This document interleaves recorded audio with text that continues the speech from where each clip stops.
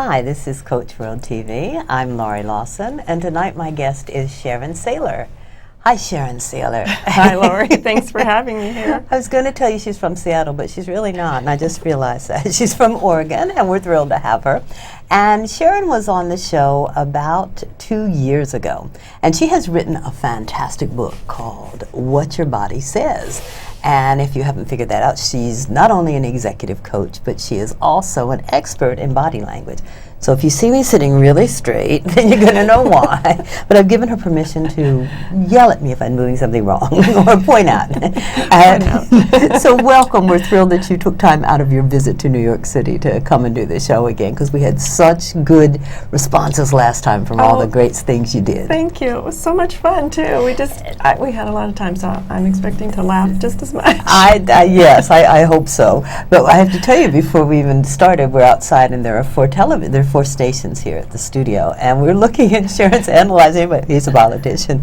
He's not saying anything that he believes. I'm going, really? And this guy, look at this guy. And it was so much fun. It's like, oh my gosh, does anybody do that with us? So you're going to tell us. She's sort of specializing now in something, what women do to sabotage themselves. So, of course, being a woman, we're all interested in that, but this could also apply for men. So, Sharon, tell us, first of all, how does one become an expert in body language? I'm sure there's many paths. Many paths. Mine was a little different than most. A lot of people start in something like a government position, profiling, things like that, and those are all wonderful ways. I actually found a mentor in it, and he is the foremost authority in nonverbal classroom management for teachers. Wow, want to give him a shout out? Michael Grinder, teaching. Hey, Michael. Hey, Michael. Thanks so much for 20 years of great mentoring. Wow, 20 years. You've been doing this for a long time. Yes, and fascinated in the idea of helping teachers manage the classrooms without having to raise their voice. It's a wonderful way to, have everyone feel good about themselves, no one's yelling, and it's all nonverbal, everything from what we call exit directions, and that's a visual sign that's telling people what to do, telling the students what to do, reminders. What's it called, exit directions? Exit directions. That way you're not always having to remind the kids, at break time, lunchtime, at the end of the day, what you have to do. They just know, oh, I remember, I put my books away, and the teachers aren't having to say, remind people, and there's always, one or two slow children, and there's Johnny or, Susie, and when they know that they're at that reading skill, even when they're pre-read, it's interesting, they know through the teacher first starting verbally, and then you gradually go to nonverbal. They may not actually read, like, put your books away, but they know that number 2 means put your books away, even though they can't read it. So it's fascinating how we learn. And that can actually be trained. It's actually trained, yeah. That is scary and fascinating, yeah. There's lots of ways we train each other. We train people how to treat us. And so oftentimes when we're not getting the results... By body language? Absolutely. Oh my goodness. Okay, I want to hear more. Well, when we're not getting the results we want, oftentimes people will start blaming external factors, and that can be, but not always. Oftentimes it's something we're doing. I was in a meeting this morning with a client and observing, and her voice pattern was so hesitant. And when I looked at the org chart, I realized, yes, there were some people higher than her, but the majority of people in the room were of equal on the org chart. And I'm thinking, why is her voice pattern the hesitant one in the room? And that is the first sign of, this is one reason she's not getting the results she wants, is this very hesitant voice pattern. And I'll try to recreate it here. It's where you speak very high up, and it's almost as if you're breathing in and trying to speak at the same time. Shallow breathing and quickly. And it's hard to, in fact, you can't really inhale and speak, but that's what it sounds like, as you're continuing to inhale, exhale at the same time, and you can hear there's this contraction to your voice. And she was using a lot of what I call preambles. I think, I was reading a book, statistics show. yet she's a subject matter expert. Not being confident in just saying, and this is the deal, yeah. So you're including voice in body language? Oh, absolutely. Wow, Absolutely. now who knew that? That's fantastic. Not the words we use, although I'm a huge word nerd and an advocate of a huge vocabulary. Yes. If you want to really go up Keep the ranks. learning. Keep that learning. dictionary is there for a reason, yes. Keep learning. And the way, not only keep learning in the dictionary, our language is changing all the time. I don't know about you, but just keeping up with the way people shorthand. I know shorthand started in text, but now I get emails and I'm having to ask the younger people, decipher this email for What me. does that mean? Yeah, I sympathize. And most of the time it's like, probably this person's too young for me because I have no idea what they're talking about. But the voice, so, okay, you're saying the voice is part of body language, but you're also saying the voice can be controlled and modulated. Or are we all just, are the people who talk through their noses? And I do when I'm really tired, my southern drawl comes out and I start expanding words. But are we just doomed, or is this can be helped? Tell me you can help me. It absolutely can be helped. And I'm a huge fan of Barbara McAfee's work on the voice, and she talks about the different places that you can actually place your voice, from deep and low and very resonant. Whoa. And if you force it, it becomes painful. But she has wonderful ways of making it very natural to where you place your voice how you want it to sound. You can actually force it up into your head, and I know that there are some cultures here in the Northeast that can actually force it higher than I can, which is almost comes from this area. Wow. I can't make that force it quite that high, but my voice pattern doesn't do Probably that not a good naturally. exercise to do anyway. It's like It's fascinating to play with moving your voice around and watching yourself on videotape, or if you have a trusted friend, asking them to say, what's that sound like?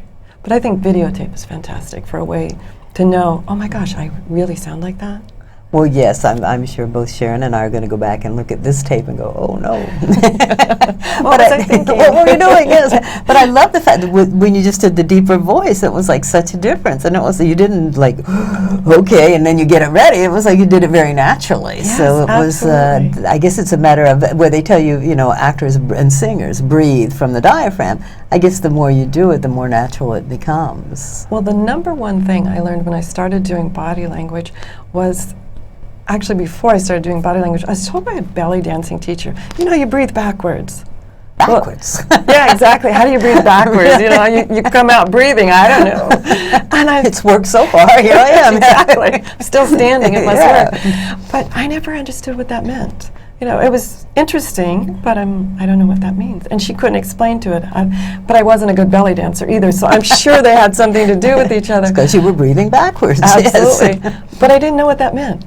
And so when I met Michael, he explained to me it wasn't so much backwards, meaning when I heard that backwards, like, you mean I'm inhaling when I should be exhaling? Yeah. What I was doing was breathing too high. So it was a Wow. very rapid breath. It was from here up. And it becomes a very staccato sounding voice, and it almost begins to sound panicked. And if I kept talking like this, after a while, your metabolism would go up and the audience's metabolism, and everybody would start getting really anxious. And I'm sure you know people that talk like this and just keep, Stop.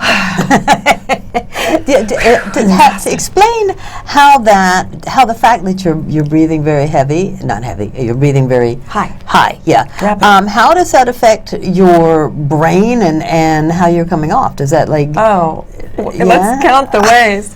too many ways? Huh? Well, the critical one is you look less intelligent. Absolutely. Because you're Breathing is the Breathing. number one thing people judge you on. Everybody says, oh, it's the handshake, it's the posture, it's the eye contact when you make. Those are important, but you can tell someone's confident and how well they're breathing. Meaning if they're breathing low, naturally, complete, yes, the tummy, ladies, does go in and out a little bit. But if you're if you're making good eye contact, nobody's looking down there. So just keep breathing.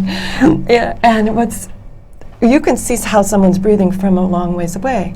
If we think about it, back in evolution, if someone was breathing fast or rapid, they're usually running away from danger. And that activates our fight or flight mechanism. Seeing someone else breathing high and rapid in stress or anxiety, we're like, should I be afraid too? Why are they afraid? Oh my goodness. That still happens, even Oh, though so rarely we're being traced by Not a only bear. are you making yourself anxious, but then people are responding to you and going, okay, I either want to get away from her or I want to fix whatever's wrong with her. Yeah. Absolutely. Or they may, because of just the social norms, stay in the situation, but be going, I don't know, she seemed nice enough, but I just get kind of nervous around her. Maybe I don't trust her. Why do I get so anxious around him? Maybe I don't trust him. Sometimes it's really just how the other person is breathing. Wow. I always say listen to those cues about maybe I don't trust the person, because our gut really knows. Our gut has a sensing type of organ. It really knows. There's a reason we call it sort of that gut instinct. Yeah. But oftentimes just check in with yourself and say, are they a rapid breather? We tend to do it in this fast-paced society. We're rushing everywhere. We're just multitasking. And to keep our adrenaline going, if you breathe high and rapid, it keeps the adrenaline flowing. But unfortunately, it takes a physical toll on the body. I think you're right. And in New York City, that is like the norm. It's like you're always multitasking and running for a bus and whatever you do. And this is just totally off the wall. But let's say I love that you can actually modulate or control your voice with breathing. What about the telltale signs if someone breaks into sweat? Is there something that... And it's not menopause? Yes, it's not a hot flash. Okay, all right. Okay. It's just like maybe they're on the show. Exactly. Something like that. Is there something, is that an uncontrollable, what was that movie where the anchor was just dripping water by the time he finished? It was hysterical, Albert Brooks. But is that something that can be controlled also, or is that just There's so many of the physiological things. Sometimes we tear up when we hear a sad story, or even get very joyful, we tear up. No, there are a lot of physiological things that are just really tough to control. So I do have a few tricks that if it's happening, if you know you're going to go into a stressful situation, always carry a nice cold water bottle. And if it's like an aluminum one, you can freeze so it's really cold. Because what happens if you're able to, and it's usually socially acceptable to take a drink of water, if you've got to touch something very cold, it immediately brings you back to the present. Oftentimes when we're anxious, we're sort of in our head, and stories are going in our head. But something cold will bring you back to the present. And if you can take the water bottle and, without making it too obvious, touch it to your wrist. Put it all over your face. That's a little obvious. Yes. I always say just touch it to the inside of your wrist for just a second. That immediately brings you back into the present. I like that for the fact that sometimes I'm in meetings and it's like it's droning on and I'm drifting, and I just would like to just hello, you're in a room now and you need to listen. Yeah, and some of those offices get pretty warm, so I tend to want to nod off after a while. Cold drink of water. Will really sabotage your career if you're not off at meetings. They're not going to be impressed. The snoring really breaks breaks the flow. It just makes them angry. I don't understand why, but hey.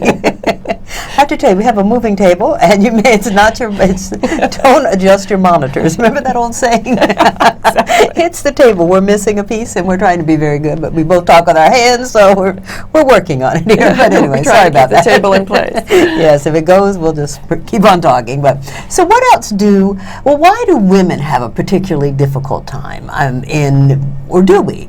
We know we do. Why do we have a particularly? Let's just cut to the chase. Why do women have a particularly difficult time holding their own, say in these board meetings or whatever, meetings of any kind? It's like maybe because we sit like this, which I'm doing right now. That could be one reason. But it's a multitude of factors. It's yes, we do things that sabotage ourselves, but we also don't understand the game that's always being played. As much as we try to raise gender-neutral children, there's still so much culture out there that raises little girls to be little girls, and boys will be boys, as the saying goes. Yes. And oftentimes we don't understand the games that are being played, and we allow things to knock us off kilter. Some of the things that I see that knock us off are how much space we're taking up. You said about I'm sitting like this, and we're taught to sit very proper and cross your legs and keep your knees together. And don't take up a lot of room. But the problem is, the more power you have, the more space you take up. And So is that instinctual or is that chicken egg? Which comes first? Both? I mean, is it because guys know they take up room, or how does that work? I really think it's an ingrained cultural thing in the male population. They have just learned that power says you have space. Okay. So, you know, the biggest rooster gets the biggest space. There you go. And so, but women then, they go into the board meeting and they're being very proper. Their little notes are right here and they're sitting there and they're on the edge. We don't want to touch anybody. Yeah, and the back never touches the back of the chair. Now, is that good or bad? You know, it's twofold. It depends on the context, the message you want to send. I like sitting up and not having my back because it keeps you physically alert. You're really in your body when you're not having anything Something to support you. Be comfortable, yeah. If you Right. But if you want to send a message of, I'm extremely powerful, I'm extremely confident with who I am, there's nothing wrong with sitting back and putting your arms here because, look, I'm taking up much more space all of a sudden. Yeah, stop it. No. Yeah, exactly. Yeah, that does it. It you makes take up more yeah, space. Yeah. And it doesn't look as if I'm trying to take up space. It's just a natural move to look So like. is that a tip for women? Sit Take up back space. and put your hands on the... It depends on the context there again. If everyone is very proper in your world there and they all value great posture, I would say you take up more space this way, like leaning in, shall we say. Or you spread out your papers to take up a little more space. If you're the only one in what I call this more casual, relaxed pose, it looks as if you're not paying attention. So you have to not only know the different poses you can do, but also in context. You have to adapt to your environment. Yeah, Absolutely. Just as if when in Portland is a very different culture than here in Manhattan. And so we adapt by observing what the culture we're in and not being fake, but just trying to blend in and say, okay, I respect that that's about the culture. I'll be that way. I have no problem doing that. Interestingly enough, you only have to do it for a short period of time because you can begin to lead the group. If you are breathing slow and comfortably the whole time, you can actually diffuse conflict situations. Everybody in a conflict situation, they're breathing rapid and loud and all of that. And if you come in, you can want to match the loud, the volume, and then you slowly begin to quiet your voice, slow down your breathing pattern, and continue to breathe slow and low through the whole thing. People will begin to slow their breathing down, and the whole situation will calm down. Just because you guided starting high, often above. Sometimes you have to even go one step above in volume. And we go that above and then down and down. And we do that in schools too, in classrooms as well, to get their attention, and then we lead them. People will mirror our behavior, whether they're small people like 4- and 5-year-olds or adults. We can lead them where we want to go with our body language, if we know where we're going. I'm amazed that you're talking about classrooms. It just occurred to me, teachers do their classroom plans and they show up, but do many teachers know this, or is this something that's being used in schools now, how to control a room with your voice and your body? It's used in more and more schools. Michael's work is called Envoy, and it's been out there for about 40 years now. And he's getting towards retirement, bless his soul. But he's got coaches in numerous school districts around the United States and in Europe who are using this method, and it's a fabulous method. And we're finding in the O&D departments, organizational development, learning and development departments of companies, corporations, that when we train their trainers these same techniques, it works with adults as well. We really all respond to the same body language. How often, I don't have glasses, but how often do you see someone who drops their head and looks out over their glasses at you? When anybody does that, I do that all the time. What does that mean? Well, it's immediately flash somebody back into their 3 or 4 years, 6 years old. Yeah. I think of my 3rd grade teacher, Mrs. Boyer. Whenever I see anyone, even a complete stranger, do it, their face becomes Mrs. Boyer's face. That's interesting, but of course that's the authority look, I guess. It's like, don't let me catch you. That it's, I was talking in another interview recently about one way that women also use that, if you look, and not sort of the look where the eyebrow goes up and things, but you drop your chin and just gently look up. It can also be sort of coy and flirty. So it has to be with the context There's always a little more that goes with it. It's just not the chin and the eyes. Like the look is the eyebrow gets involved. Yeah, there's a little bit of energy behind it. Now, what is the tilted head? Because I know from, I look at my pictures from, and I'm going to say as recent as 20 years ago, and every picture I had was like, my head is tilted. What is that? That's the little girl look, right? It's the little girl look. And you'll see so many photographers want to pose us for our professional headshots in the little girl look. Like, or it's not good. if we know enough not to do the little girl look, they'll say, now smile really big. And the problem is, if you smile too big, you say assistant. You don't say authority figure. Oh my gosh, really? You're not allowed to smile? You got to breathe and not smile. It's a lot of rules here, I'm telling you. I don't think smiling is a rule, because smiling is cross-cultural. It's a great way to break the ice. It's a great way to diffuse conflict. It's a great way to say hello when you don't know the language or the culture. And make other people feel comfortable and the whole thing. Absolutely. Well, speaking of cross-cultural, let me tell us how many languages this book is in now, and then we're going to talk about like cultural differences. It's amazing. Every time I see her on Facebook, it's, oh, my book came through in Moshmosh. And it's like, okay. It just came out in Romanian, so it's out in 8 languages. She didn't even know which language, because she couldn't recognize the language, so she had to Google it. It's like, where am I now? Yeah, it was fun. I got a package in the mail, and I opened it up, and my name was there, so, oh gosh, it must be my book. I guess it's my book, yeah. And my son was with me, and I'm like, okay, I don't know what language this is, and we sort of knew. Sometimes some languages look like other languages, right. But so he put it in and Googled it and said, do you want to translate this from Romanian? And we're like, oh, okay. Sure. Why not? So where else? I know you're Romanian now, and where else? Mandarin Chinese. Wow, and okay. I'd say Vietnamese. And that was your first translation, that right? That was my first translation. Go figure. I know. Sometimes I'm not always sure. I actually went to Beijing and talked to Beijing University Press when they translated it into Chinese, so that was a lot of fun. Oh, boy. And it's out in Brazilian Portuguese, and let's see, Arabic, and I know I'm missing some, sorry. That's okay. She can't read it anyway. So. You know, that's the scary thing. It could be, you could say anything, yeah. With body language, as I've been saying a lot, it's in context. What is the context of the situation? Right. You'll do different things depending on the context and the culture. And unfortunately, like I said, I'm hoping, I don't read Mandarin Chinese. I'm hoping it says... It translated well, yes. I'm hoping it says pretty close to what we're thinking that brings a point up, though. It's like, okay, different cultures, there are different things. I know, like, we all know that. I think in the Middle East countries, the bottom of your foot should never show, you know, and we have no idea why, but we just don't keep your feet on the floor, you know, because you're going to insult somebody. What are some of the general cultures? I think... Well, just give us some examples. I think what we're going to learn is that, you know, forget your perceptions, because you need to expand them wherever you are. And just if someone's not making sense, then it doesn't mean they're rude or impolite. It could just be it's their culture. So sometimes people get upset with me, but I say find an advocate in that culture, a mentor within that culture, and ask them for the key pointers.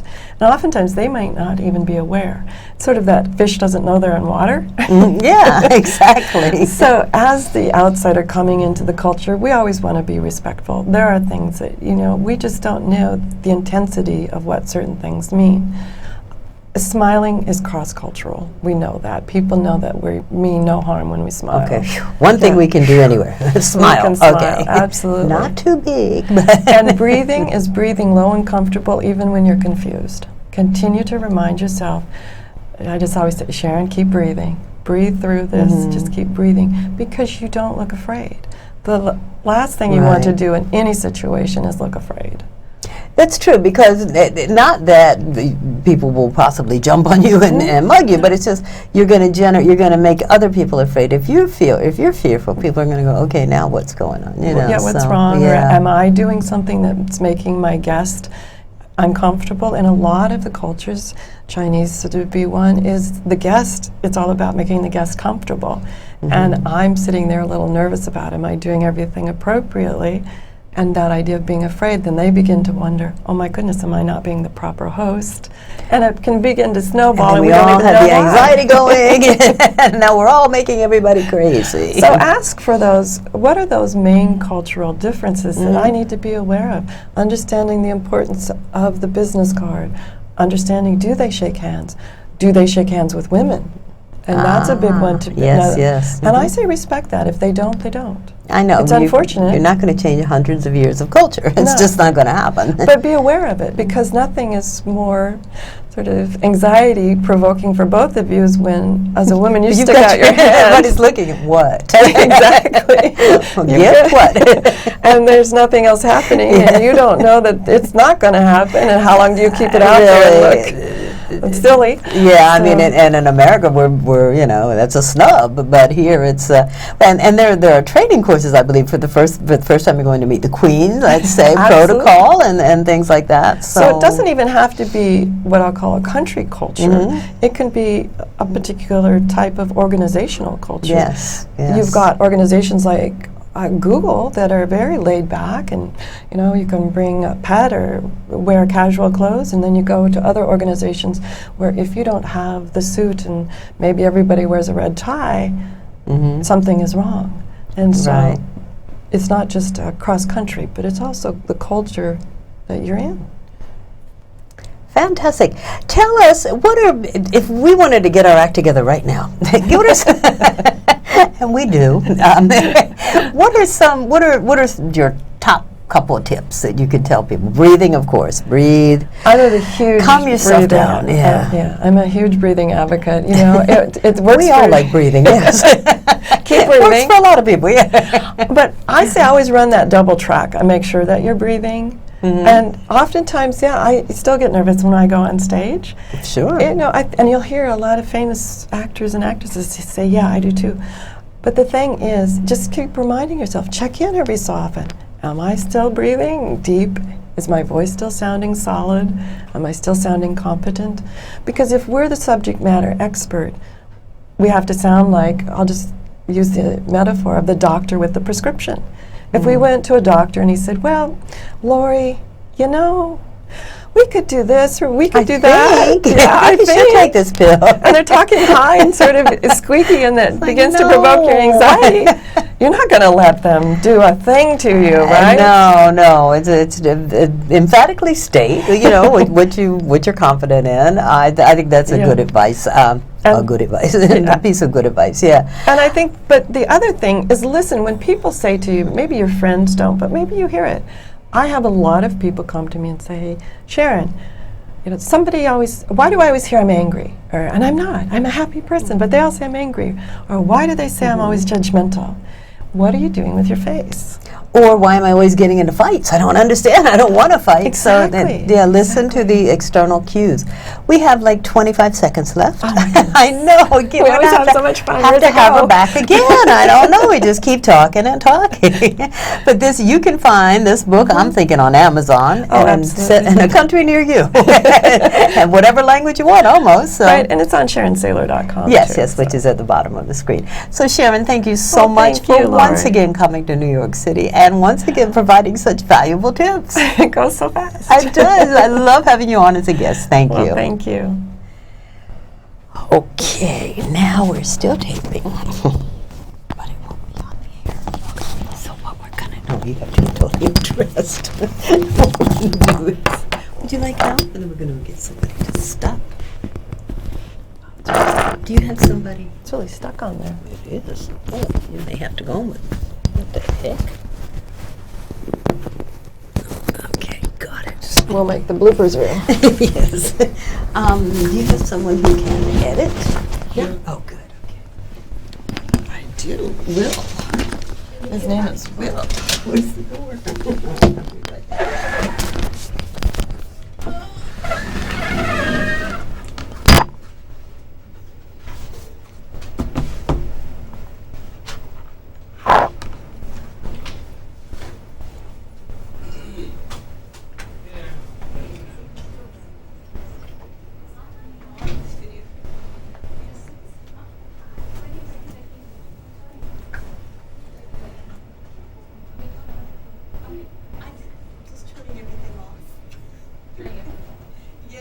finished taping, but nobody's here to. Something's dubbing here, and this is still taping, but we went past the 28th. Oh, so you want me to stop the tape? Okay. There's a tape, and there's a DVD, and then there's a DVD and the dub. And we'll just edit it at home.